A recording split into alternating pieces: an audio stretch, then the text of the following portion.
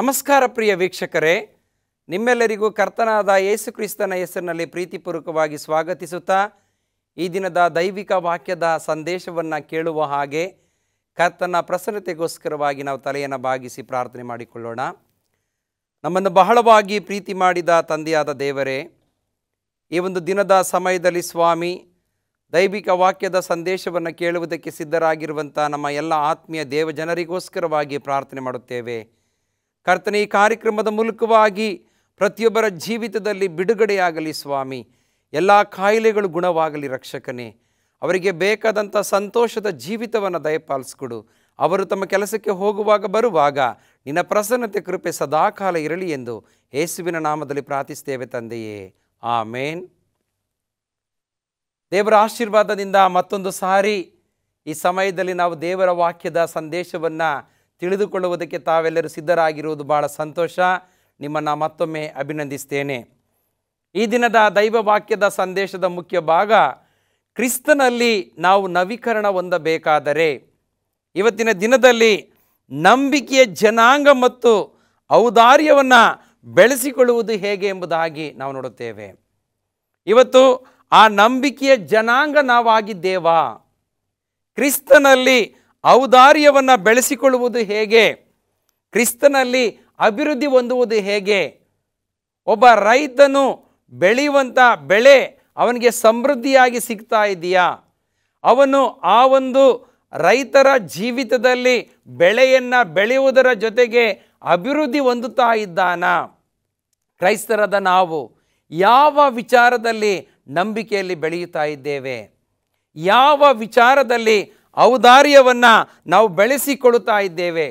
ಇದರ ಬಗ್ಗೆ ಇವತ್ತಿನ ಸಂದೇಶದ ಮುಖ್ಯ ಭಾಗವನ್ನು ನಾವು ಗಮನಿಸುವಂಥ ಸಮಯದಲ್ಲಿ ದೇವರ ವಾಕ್ಯದಲ್ಲಿ ಪೌಲನು ಕೊರಿಂಥದವರಿಗೆ ಬರೆದಂಥ 2ನೇ ಪತ್ರಿಕೆ 9ನೇ ಅಧ್ಯಾಯ 6ರಿಂದ 7 ವಚನಗಳನ್ನು ಓದುವಾಗ ದೇವರ ವಾಕ್ಯದಲ್ಲಿ ಪೌಲನು ಈ ರೀತಿಯಾಗಿ ಕೊರಿಂಥ ಸಭೆಗೆ ಮಾತ್ರವಲ್ಲ ನಮ್ಮೆಲ್ಲರಿಗೆ ಎಚ್ಚರಿಸುವಂಥವನಾಗಿದ್ದಾನೆ.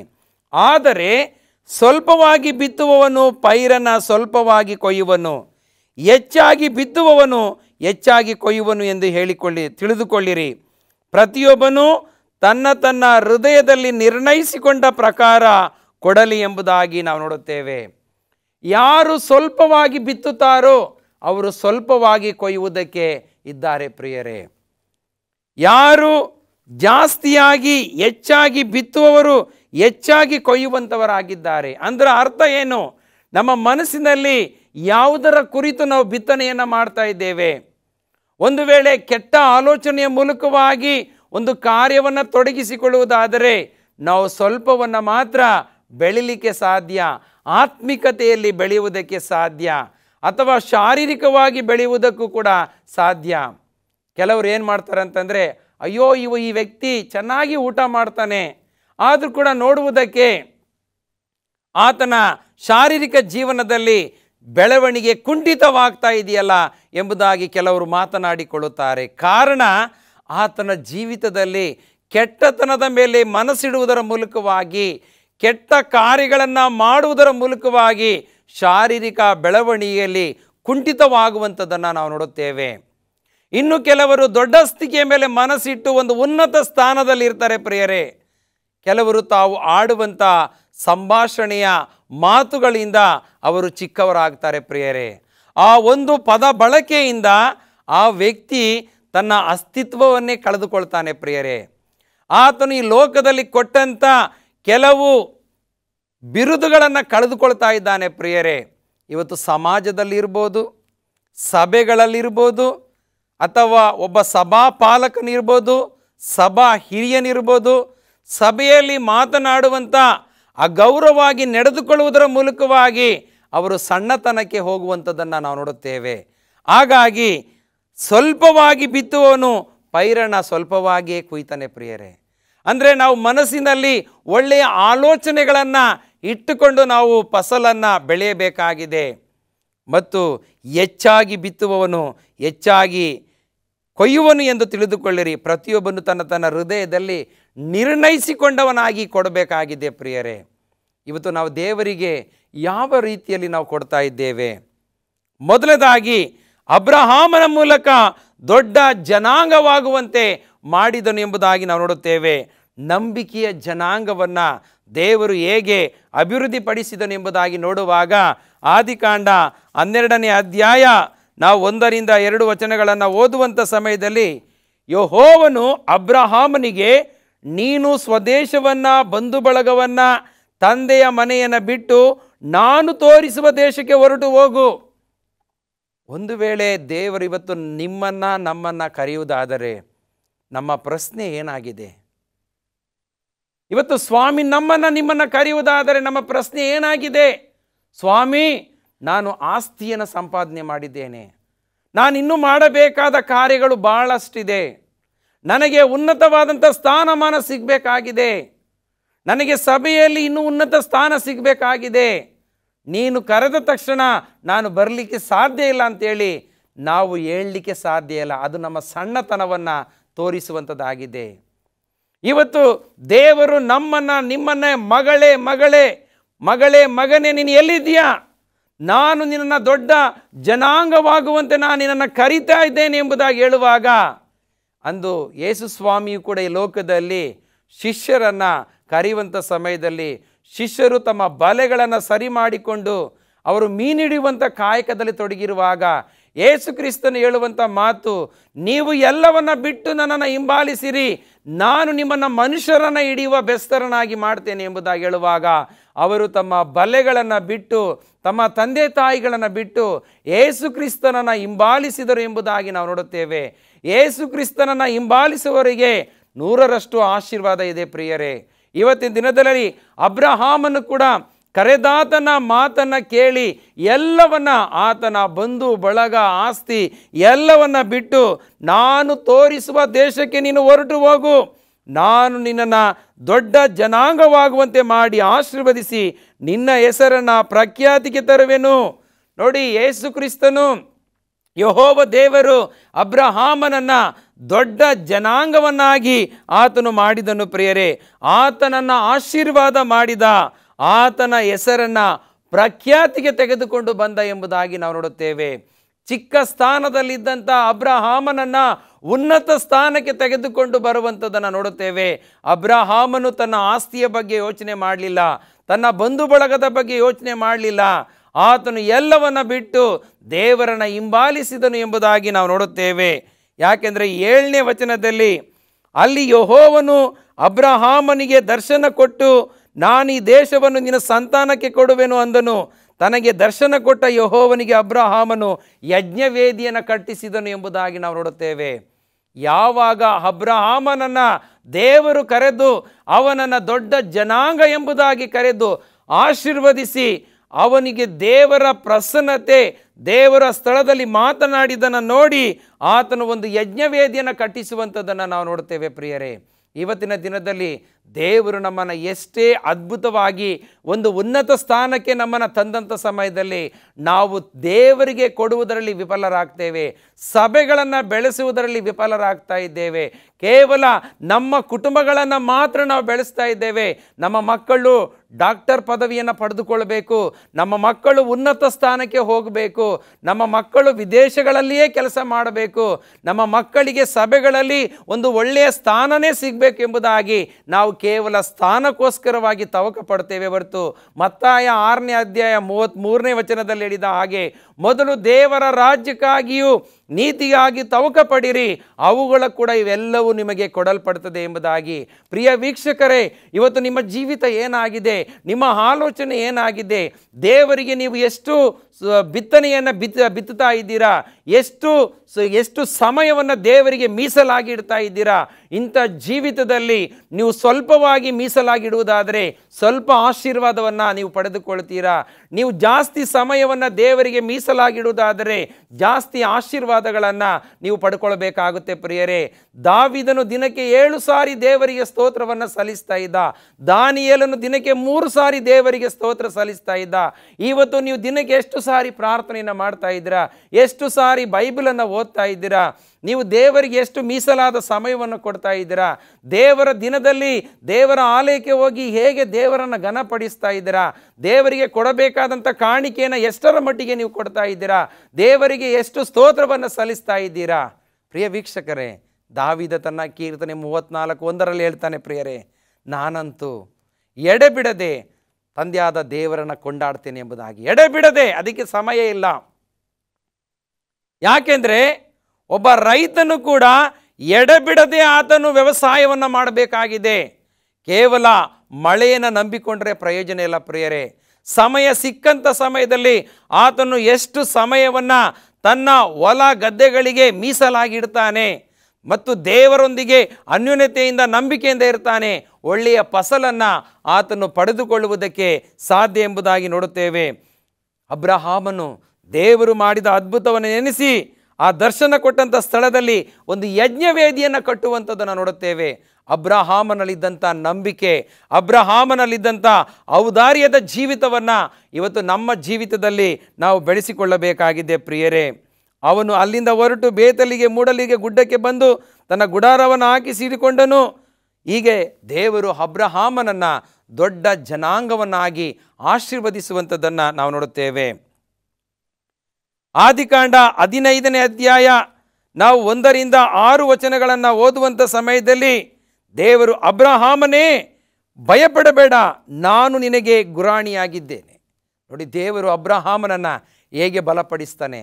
ಅಬ್ರಹಾಮನು ದೇವರನ್ನು ನಂಬಿಕೊಂಡು ಬಂದ ಪ್ರಿಯರೇ. ಯಾವುದೇ ಐಶ್ವರ್ಯವನ್ನಾಗಲಿ ಜನರನ್ನು ನಂಬಿಕೊಂಡು ಆತನು ಬರಲಿಲ್ಲ. ಆತನು ಏಕಾಂಗಿಯಾಗಿ ತನ್ನ ಪತ್ನಿಯನ್ನು ಕರೆದುಕೊಂಡು ಆತನು ಸೇವೆಗೋಸ್ಕರವಾಗಿ ಬರುವಂಥದ್ದನ್ನು ನೋಡುತ್ತೇವೆ. ಎಲ್ಲ ಸಂಗತಿ ನಡೆದ ಮೇಲೆ ಅಬ್ರಹಾಮನಿಗೆ ಯೆಹೋವನಿಂದ ಒಂದು ವಾಕ್ಯ ಉಂಟಾಯಿತು. ಅದೇನೆಂದರೆ, ಅಬ್ರಹಾಮನೇ ಭಯಪಡಬೇಡ. ಇವತ್ತಿನ ದಿನದಲ್ಲಿ ಯೆಶಾಯ 41:10 ನಾವು ಯಾವಾಗಲೂ ಆ ವಾಕ್ಯ ಹೇಳ್ತಾ ಇರ್ತೇವೆ. ಭಾಳ ನಮ್ಮನ್ನು ಧೈರ್ಯಪಡಿಸುವಂಥ ವಾಕ್ಯ. ನೀನಂತೂ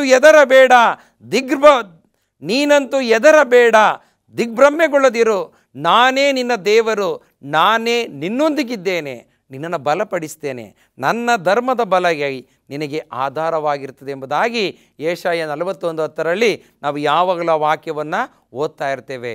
ಇವತ್ತಿನ ದಿನದಲ್ಲಿ ದೇವರು ಅಬ್ರಹಾಮನಿಗೆ ಹೇಳುವಂಥ ಮಾತು, ಭಯಪಡಬೇಡ ಅಬ್ರಹಾಮನೇ, ನಾನು ನಿನಗೆ ಗುರಾಣಿಯಾಗಿದ್ದೇನೆ, ನಿನಗೋಸ್ಕರ ಅತ್ಯಧಿಕ ಬಹುಮಾನವನ್ನು ಇಟ್ಟಿದ್ದೇನೆ ಎಂಬುದಾಗಿ ದೇವರು ಅಬ್ರಹಾಮನನ್ನು ಬಲಪಡಿಸುವಂಥದ್ದನ್ನು ನೋಡುತ್ತೇವೆ. ಯಾಕೆಂದರೆ ಅಬ್ರಹಾಮನಲ್ಲಿದ್ದಂಥ ನಂಬಿಕೆಯ ಮೂಲ ಪುರುಷ, ಅವನ ಮೂಲಕವಾಗಿ ದೊಡ್ಡ ಜನಾಂಗವನ್ನಾಗಿ ದೇವರು ಆಶೀರ್ವದಿಸುವಂಥದ್ದನ್ನು ನಾವು ನೋಡುತ್ತೇವೆ.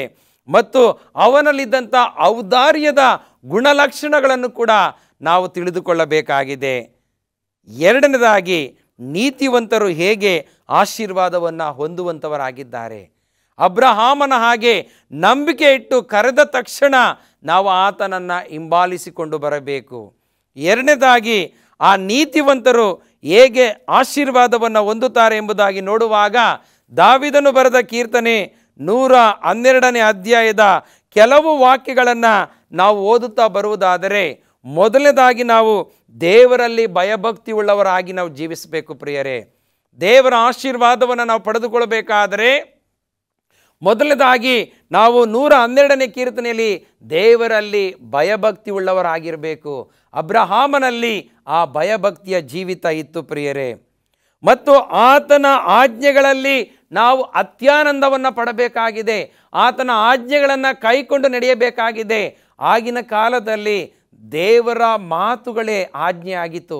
ಕರೆದ ತಕ್ಷಣ ಅಬ್ರಹಾಮನು ದೇವರ ಮಾತಿಗೆ ಆತನು ಕಿವಿಗೊಟ್ಟು ದೇವರಿಗೆ ವಿಧೇಯನಾಗಿ ನಡೆದುಕೊಂಡ ಪ್ರಯುಕ್ತವಾಗಿ ಅತ್ಯಧಿಕವಾದ ಬಹುಮಾನವನ್ನು ದೇವರು ಆತನಿಗೆ ಕೊಟ್ಟನು ಎಂಬುದಾಗಿ ನಾವು ಆದಿಕಾಂಡ 15ನೇ ಅಧ್ಯಾಯದಲ್ಲಿ ಓದಿದ್ದೇವೆ.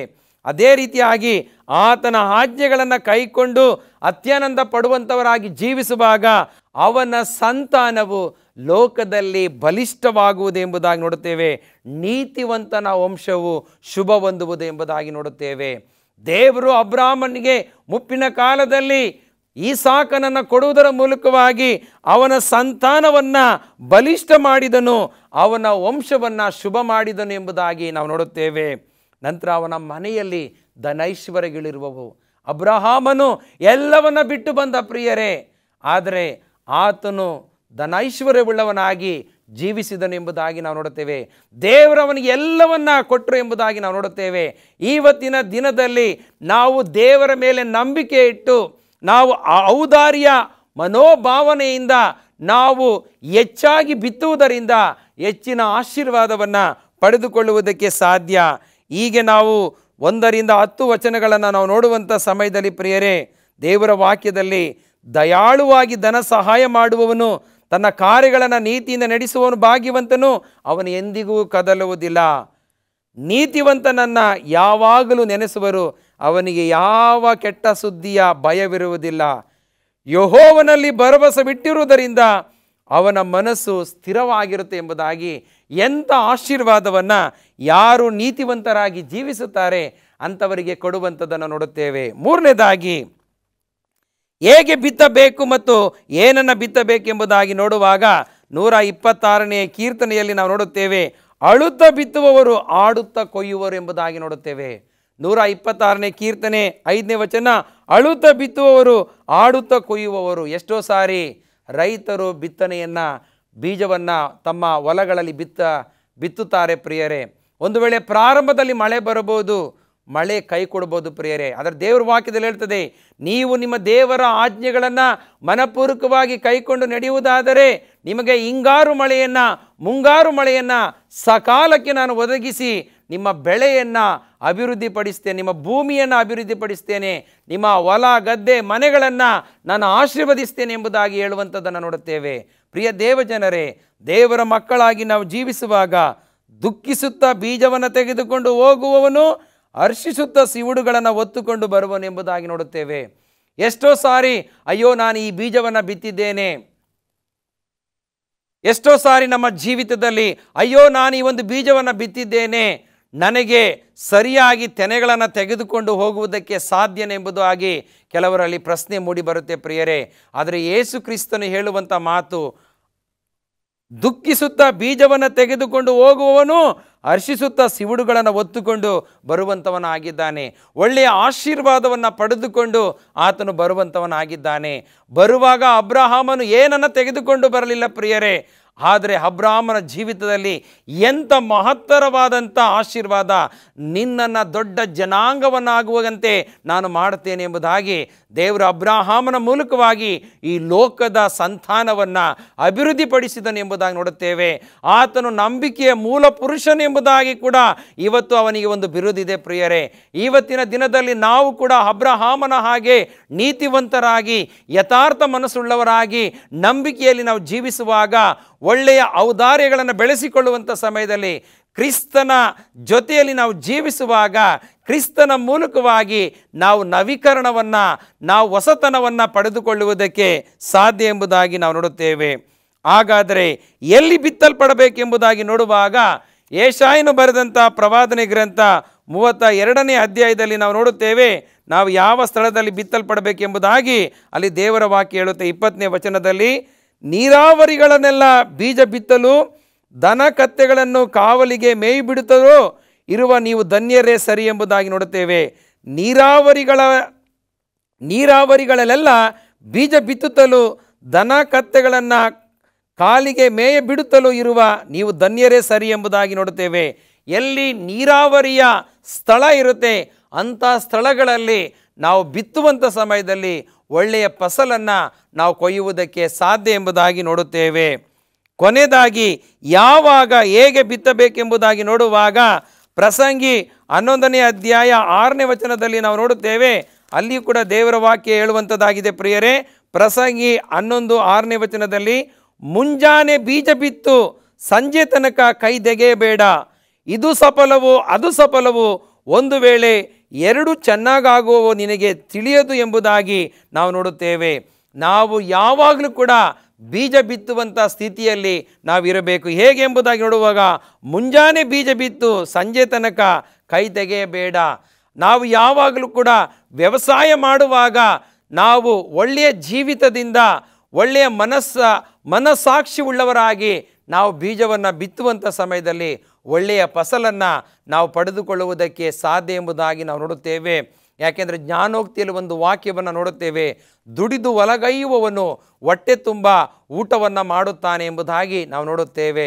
ಇವತ್ತಿನ ದಿನದಲ್ಲಿ ನಾವು ಕಷ್ಟಪಟ್ಟು ನಾವು ಕೆಲಸವನ್ನು ಮಾಡುವುದಾದರೆ ನಮಗೆ ಖಂಡಿತವಾಗಿಯೂ ಪ್ರತಿಫಲ ಅದು ದೇವರಿಂದ ಬರುವಂಥದ್ದಾಗಿದೆ ಪ್ರಿಯರೇ. ಯಾಕೆಂದರೆ ಜ್ಞಾನೋಕ್ತಿ 11:25 ಉದಾರಿಯು ಪುಷ್ಟನಾಗುವನು, ನೀರು ಹಾಯಿಸುವವನಿಗೆ ನೀರು ಸಿಕ್ಕುವುದು ಎಂಬುದಾಗಿ ನಾವು ನೋಡುತ್ತೇವೆ. ಇವತ್ತು ಆ ಉದಾರತನದಲ್ಲಿ ನಾವು ಜೀವಿಸಬೇಕಾಗಿದೆ ಪ್ರಿಯರೇ. ಕೊನೆಯದಾಗಿ ಯೆರೆಮೀಯನು ಬರೆದಂಥ ಪ್ರವಾದನೆಯ ಗ್ರಂಥ 17ನೇ ಅಧ್ಯಾಯ 7ನೇ ವಚನದಲ್ಲಿ ನಾವು ನೋಡುತ್ತೇವೆ, ದೇವರ ವಾಕ್ಯದಲ್ಲಿ ಎಂಥ ಅದ್ಭುತವಾದಂಥ ವಾಕ್ಯಗಳನ್ನು ನೋಡುವಾಗ, ಯಾವನು ಯೆಹೋವನಲ್ಲಿ ನಂಬಿಕೆ ಇಟ್ಟಿದ್ದಾನೋ, ಯಾವನಿಗೆ ಯೆಹೋವನು ಭರವಸವಾಗಿದ್ದಾನೋ ಅವನು ಧನ್ಯನು. ನೀರಾವರಿಯಲ್ಲಿ ನೆಡಲ್ಪಟ್ಟು ಹೊಳೆಯ ದಡದಲ್ಲಿ ತನ್ನ ಬೇರುಗಳನ್ನು ಹರಡಿ ಧಗೆಗೆ ಭಯಪಡದೆ ಹಸುರಲೆಯನ್ನು ಬಿಡುತ್ತಾ ಕ್ಷಾಮ ವರ್ಷದಲ್ಲಿಯೂ ನಿಶ್ಚಿಂತೆಯಾಗಿ ಸದಾ ಫಲ ಕೊಡುತ್ತಾ ಇರುವ ಮರಕ್ಕೆ ಸಮಾನನಾಗಿರುವನು ಎಂಬುದಾಗಿ ನೋಡುತ್ತೇವೆ. ಇವತ್ತು ಅಬ್ರಹಾಮನ ಹಾಗೆ ಕರೆದಂಥ ಸಮಯದಲ್ಲಿ ನಾವು ನಂಬಿಕೆ ಇಟ್ಟು ದೇವರ ಮಾತಿಗೆ ನಾವು ಬೆಲೆಯನ್ನು ಕೊಡಬೇಕಾಗಿದೆ. ನಾವು ಒಳ್ಳೆಯ ಮನಸ್ಸಾಕ್ಷಿ ಉಳ್ಳವರಾಗಿ ನಾವು ಜೀವಿಸಬೇಕಾಗಿದೆ. ಅಂಥವರಿಗೆ ಯೆರೆಮೀಯ ಪ್ರವಾದಿಯ ಮೂಲಕವಾಗಿ ಬರುವಂಥ ವಾಕ್ಯ, ಯಾವನು ಯೆಹೋವನಲ್ಲಿ ನಂಬಿಕೆ ಇಟ್ಟಿದ್ದಾನೋ. ಪ್ರಿಯ ದೇವಜನರೇ, ಇವತ್ತಿನ ನಿಮ್ಮ ನಂಬಿಕೆ ಯಾರ ಮೇಲೆ ಇಟ್ಟಿದ್ದೀರಾ? ಮನುಷ್ಯರ ಮೇಲೆ ಇಟ್ಟಿದ್ದೀರಾ? ಈ ವಸ್ತುಗಳ, ಈ ಲೋಕದ ವಸ್ತುಗಳ ಮೇಲೆ ಇಟ್ಟಿದ್ದೀರಾ? ಇವತ್ತು ನಿಮ್ಮ ನಂಬಿಕೆ ಯೆಹೋವನಲ್ಲಿ ನೀವು ಇಡುವುದಾದರೆ, ಯಾರ ಮೇಲೆ ಭರವಸೆ ಉಳ್ಳವರಾಗಿದ್ದೀರೋ ಅವರು ಧನ್ಯರು. ಅವರು ಹೇಗೆ ಇರುತ್ತಾರೆ ಎಂಬುದಾಗಿ ನೋಡುವಾಗ, ನೀರಾವರಿಯಡಿ ನೆಡಲ್ಪಟ್ಟು ಹೊಳೆಯ ದಡದಲ್ಲಿ ಬೇರುಗಳನ್ನು ಬೆಳೆಸಿಕೊಂಡು ಒಳ್ಳೆಯ ಮರ ಆ ಹೊಳೆಯ ಪಕ್ಕದಲ್ಲಿ ಬೆಳೆದು ಸದಾಕಾಲ ಫಲ ಕೊಡುವಂಥ ಮರವಾಗಿ ನೀವಿರ್ತೀರ ಎಂಬುದಾಗಿ ದೇವರು ನಮಗೆ ಧೈರ್ಯ ಕೊಡುವಾಗ, ಈಗಲೇ ತಾನೇ ಆ ಸುಪ್ರಸನ್ನತೆಯ ಕಾಲವಾಗಿದೆ. ಇದೇ ತಾನ ರಕ್ಷಣೆಯ ದಿನವಾಗಿದೆ. ನಿಂದೆಗೆ ಅವಕಾಶ ಮಾಡಿಕೊಡದೆ ನಾವು ಕ್ರಿಸ್ತನ ಸ್ವರಕ್ಕೆ ಕಿವಿಗೊಟ್ಟು ಕ್ರಿಸ್ತನ ವಾಕ್ಯದ ಬೆಳಕಿನಲ್ಲಿ ಜೀವಿಸುವಾಗ ನಾವು ಕ್ರಿಸ್ತನಲ್ಲಿ ನವೀಕರಣವನ್ನು ಹೊಂದಿ ಒಂದು ಹೊಸತನದಲ್ಲಿ ಜೀವಿಸುವುದಕ್ಕೆ ಸಾಧ್ಯ. ಅಂಥ ಜೀವಿತ ನಿಮ್ಮಲ್ಲಿ ಸದಾಕಾಲ ಇದ್ದು ನಿಮ್ಮ ಕುಟುಂಬಕ್ಕೆ ಬೇಕಾದಂಥ ದೈವಿಕ ಆಶೀರ್ವಾದಗಳನ್ನು, ಪವಿತ್ರಾತ್ಮನ ಫಲಗಳನ್ನು ದೇವರು ಈ ವಾಕ್ಯಗಳ ಮೂಲಕವಾಗಿ ಸದಾಕಾಲ ನಿಮಗೆ ದಯಪಾಲಿಸಿಕೊಡಲಿ ಎಂಬುದೇ ನನ್ನ ಪ್ರಾರ್ಥನೆಯಾಗಿದೆ. ದೇವರು ಈ ವಾಕ್ಯದ ಮೂಲಕವಾಗಿ ನಿಮ್ಮನ್ನು, ನಿಮ್ಮ ಕುಟುಂಬವನ್ನು, ನಿಮ್ಮ ಕೆಲಸವನ್ನು ಹೆಚ್ಚಾಗಿ ಆಶೀರ್ವದಿಸಿ, ಅಳುತ್ತಾ ಬಿತ್ತುವವರು ಆಡುತ್ತಾ ಆ ಒಂದು ಸಿವುಡುಗಳನ್ನು ತೆಗೆದುಕೊಂಡು ಮನೆಗೆ ಹೋಗೋರು ಎಂಬುದಾಗಿ, ಇವತ್ತು ನಾವು ಸ್ವಲ್ಪವಾಗಿ ಕೊಡುವಾಗ ಸ್ವಲ್ಪವನ್ನು ಪಡೆದುಕೊಳ್ಳುವುದಕ್ಕೆ ಸಾಧ್ಯ, ಜಾಸ್ತಿಯಾಗಿ ಕೊಡುವಾಗ ನಾವು ಜಾಸ್ತಿ ಆಶೀರ್ವಾದವನ್ನು ಪಡೆದುಕೊಳ್ಳುವುದಕ್ಕೆ ಸಾಧ್ಯ. ಇವತ್ತು ತಾನೇ ದೇವರು ನಿಮ್ಮನ್ನು ಕರೀತಾ ಇದ್ದಾನೆ. ನೀವು ಒಳ್ಳೆಯ ರೀತಿಯಿಂದ ಕೊಟ್ಟು ಒಳ್ಳೆಯ ಆಶೀರ್ವಾದವನ್ನು ಪಡೆದುಕೊಳ್ಳಬೇಕೆಂಬುದೇ ನನ್ನ ಪ್ರಾರ್ಥನೆಯಾಗಿದೆ. ದೇವರು ನಿಮ್ಮನ್ನು ಆಶೀರ್ವದಿಸಲಿ. ಆಮೇನ್. ಪ್ರಾರ್ಥನೆ ಮಾಡೋಣ. ನಮ್ಮನ್ನು ಬಹಳವಾಗಿ ಪ್ರೀತಿ ಮಾಡಿದ ದೇವರೇ, ಈ ವಾಕ್ಯದ ಮೂಲಕವಾಗಿ ಪ್ರತಿಯೊಂದು ಕುಟುಂಬಗಳನ್ನು ಬಲಪಡಿಸು. ಅವರ ಜೀವಿತದಲ್ಲಿರುವಂಥ ಕಷ್ಟ ಸಂಕಟಗಳನ್ನು ತೆಗೆದುಹಾಕಿ ನಿನ್ನ ವಿಶೇಷ ಬಲದೊಂದಿಗೆ ಕಾಪಾಡಿಕೊಂಡು ಬರಬೇಕೆಂಬುದಾಗಿ ಯೇಸು ಕ್ರಿಸ್ತನ ದಿವ್ಯನಾಮದಲ್ಲಿ ಪ್ರಾರ್ಥಿಸ್ತೇವೆ ತಂದೆಯೇ. ಆಮೇನ್. ಪ್ರಿಯ ದೇವಜನರೇ, ಈ ಕಾರ್ಯಕ್ರಮದ ಮೂಲಕವಾಗಿ ಪ್ರಾರ್ಥನಾ ಬೇಡಿಕೆ ಇರುವುದಾದರೆ ಈ ಕೆಳಕಂಡ ದೂರವಾಣಿಯ ಸಂಖ್ಯೆಗೂ ವಿಳಾಸಕ್ಕೂ ನಿಮ್ಮ ಅನಿಸಿಕೆಗಳನ್ನು ಬರೆಯಿರಿ. ನಾವು ನಿಮಗೋಸ್ಕರವಾಗಿ, ನಾನು ಮಾತ್ರವಲ್ಲ, ನಮ್ಮ ಪ್ರಾರ್ಥನಾ ವೀರರು ನಿಮಗೋಸ್ಕರವಾಗಿ ಪ್ರಾರ್ಥಿಸ್ತಾರೆ. ದೇವರು ನಿಮ್ಮೆಲ್ಲರನ್ನು ಆಶೀರ್ವದಿಸಲಿ. ಆಮೇನ್.